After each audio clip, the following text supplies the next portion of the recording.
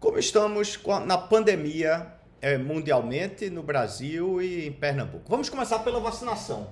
Na vacinação, a gente observa que há um aumento considerável da cobertura vacinal no mundo, mas lembremos, isso é com 1 e 2 doses. E hoje estamos vendo que precisamos inclusive de mais doses.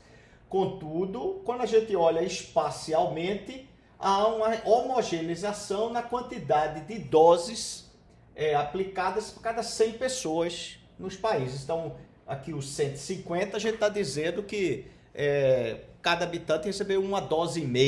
Ou seja, a gente ainda não tem uma proporção boa de 2 doses. Alguns países estão chegando às 2 doses completas, mas lembremos, Covid exige mais doses, inclusive. O que a gente está observando? Que mesmo com essa cobertura vacinal, há um aumento ultra exponencial, como a gente chama, o super exponencial dos casos. Isso era esperado, uma vez que as vacinas não tinham como objetivo-chave reduzir a infecção, e sim os óbitos, o que parece mundialmente que seguimos com essa métrica, o que é excelente. Contudo, ao observarmos mais de perto os dados de alguns países que monitoramos em infecção, então a gente já observa que essa onda agora é muito maior que as demais ondas, que se tornaram minúsculas diante da quantidade de casos, mas os óbitos já começam a ter uma tendência de aumento em alguns países. Isso é que deixa a gente preocupado. Por que isso pode estar acontecendo?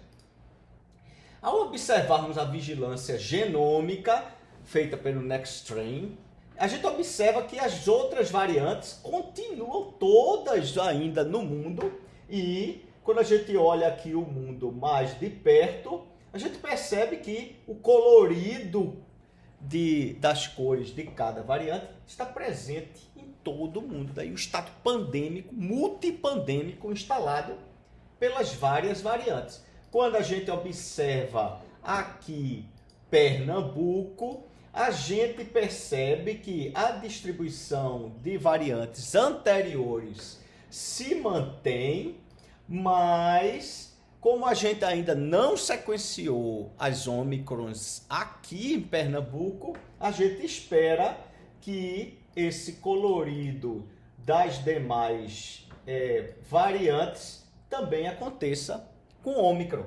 E isso preocupa, por quê? Porque é sabido que as variantes novas, como essa Ômicron, diminuem a efetividade das vacinas. Diminui muito a infecção, inclusive saindo de patamares de 76%, 77%, para patamares de 36%, 37%, e em alguns casos 20%.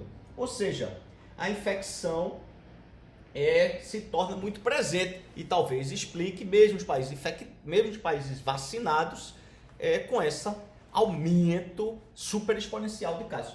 Nos casos severos, também há um declínio da efetividade das vacinas, e alguns dos pacientes chegam ao declínio, a uma efetividade para 40%. E aí, por isso, a preocupação de todos, mesmo com doses de reforço. Quando a gente observa a taxa de mobilidade em algumas cidades de Pernambuco, que a gente monitora aqui em parceria com o Meta, que é o antigo Facebook, a gente observa, por exemplo, vamos olhar Recife, que a nossa mobilidade voltou a patamares lá do comecinho de março, fevereiro, março de 2020. Ou seja, a gente voltou a uma mobilidade intensa. Isso se repete em outras cidades do estado, como Caruaru, Garanhuns, Petrolina. Isso é feito por Facebook, a partir dos likes e comentários na plataforma deles. E a gente também tem essa mesma parceria com o Google e as ferramentas dele. E o mesmo é observado em Google sobre a volta à mobilidade que a gente tinha antes, mobilidade urbana medida digitalmente.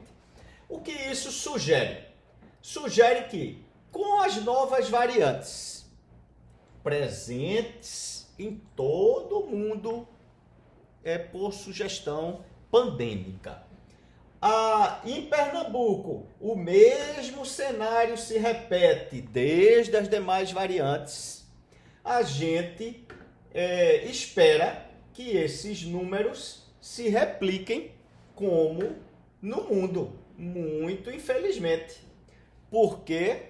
Porque a gente já sabe de antemão, feito pelo FDA, que é o tipo a Anvisa norte-americana, que os testes sofrem um impacto muito grande, a performance dos testes, RT-PCR, antígenos, etc., sofre uma performance muito grande sobre as novas variantes. Inclusive, o próprio FDA sugere que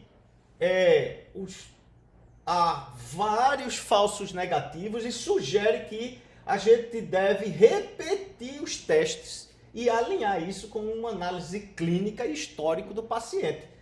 Por quê? Porque a performance é impactada pelas variantes. A própria FDA faz isso. E quando a gente observa, por exemplo, notícias como essa do El País hoje, mostrando que uma onda gigante de casos invade a Espanha, que estava muito bem vacinada, e levando, inclusive, ao aumento de hospitalizações. Se a gente observa aqui com mais detalhe, a mesma onda do mundo se observa na Espanha, ou seja, muito superior às ondas anteriores, e o aumento nas hospitalizações, que agora já alcança patamares dos mais altos da história da pandemia, mesmo com as pessoas vacinadas. O que isso pode sugerir, como a gente já observou em algumas situações, isso aqui é Israel, que influenza com Covid. Isso já tinha sido observado no começo da pandemia e agora percebe-se também com o Ômicron, tanto que o próprio Israel agora inicia uma nova onda de vacinação com uma 4ª dose, começando pelo pessoal de 60 anos a mais. O que a gente percebeu também? A gente percebeu que o aumento nas solicitações de UTI também aconteceram no mundo todo e nos países muito bem vacinados, Estados Unidos, Espanha, Itália, todo mundo, exceto na Alemanha, onde na Alemanha houve uma queda na demanda de leitos de UTI. E quando você observa mais atentamente, a Alemanha, em 23 de dezembro, restringe as movimentações de festa de fim de ano e comportamentais sociais. Claro, colheu os frutos de frear a infecção. Quando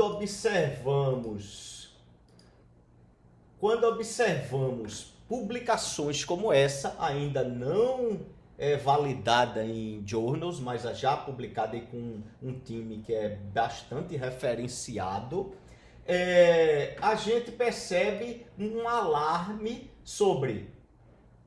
Eles fizeram um teste com 65 indivíduos, inclusive recebendo dose extra de vacina e escape de imunização pela variante Ômicron, o que deixa todos ainda mais preocupados, porque pode ser que essa ação de Israel não seja efetiva. Israel agora está nos olhos do experimento de observação se uma 4ª dose segurará a infecção por Ômicron, que sugere evadir desse processo.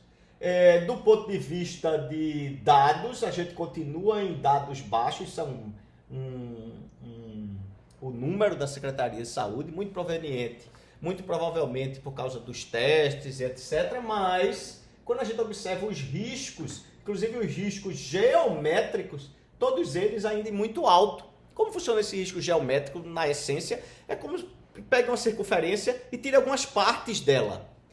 mesmo assim você reconhece a circunferência. O risco geométrico é nessa linha, e aí por isso a gente vê que o mundo, Brasil e Pernambuco ainda é risco muito alto. E quando a gente observa municípios daqui do estado, todos eles em risco moderado a alto, e alguns estados da federação já em risco alto, como por exemplo o Distrito Federal, que já entra na região de risco alto, sugerindo que essa infecção mundial está nos atingindo.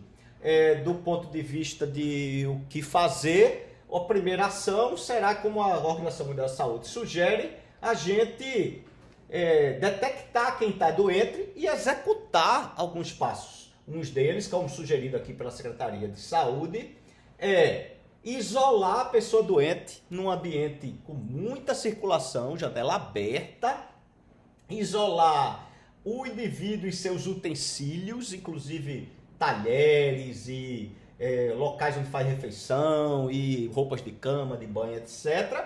E cuidar da pessoa doente. Se os sintomas se agravarem, como respiração, etc., mesmo o seu teste de Covid sendo negativo, procure uma unidade de saúde, porque muito provavelmente você está com Covid, mesmo o teste dando negativo. E lembrando sempre, distanciamento, higiene, máscara e ambientes abertos. Essa é como você diminui seu risco Covid.